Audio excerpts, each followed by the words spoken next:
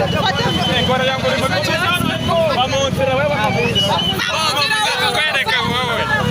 ibisamunza fa mwari mabigeraho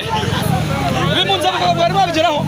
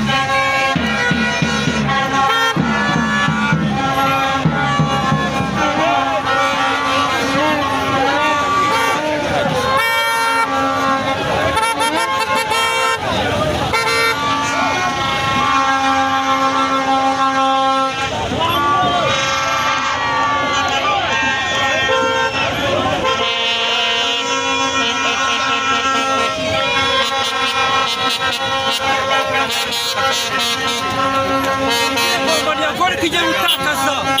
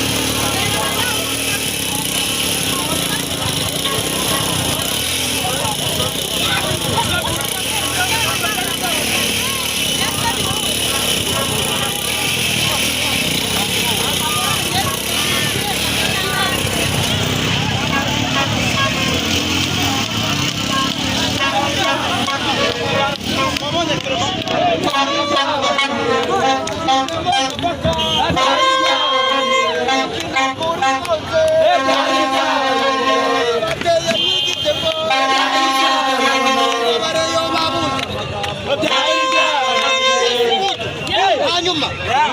kona nyamukandagira ndakubaza ikibazo cyo ndagasinzira njya mbaza bitatu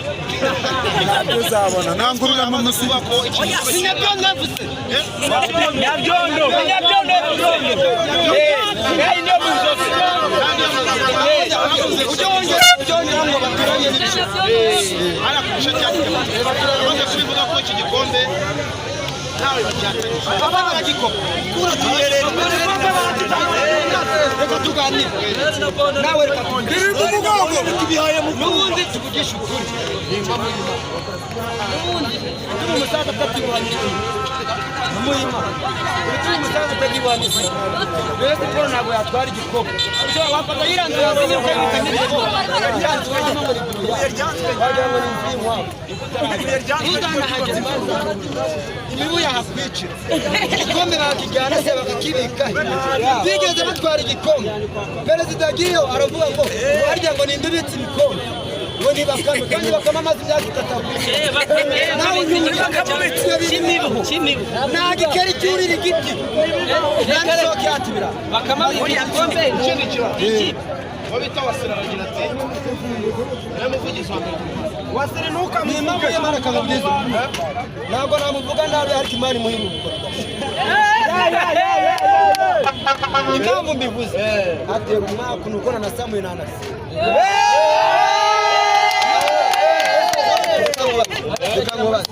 tuvugishije nawe wakubwira ngo umuvugizi wa Rayon Sports wabura ibyo uvuga ubu najya ugatanga ukavuga ngo nyabyondo bagiye kwahinga umuceri nabwo wabuguze kubera ko hari abahabarura mu gishanga ubu umuvugizi wa Rayon Sports rero ntabwo byamunanira ahora asaba inkunga bameze nka radiyo niyo mpamvu rero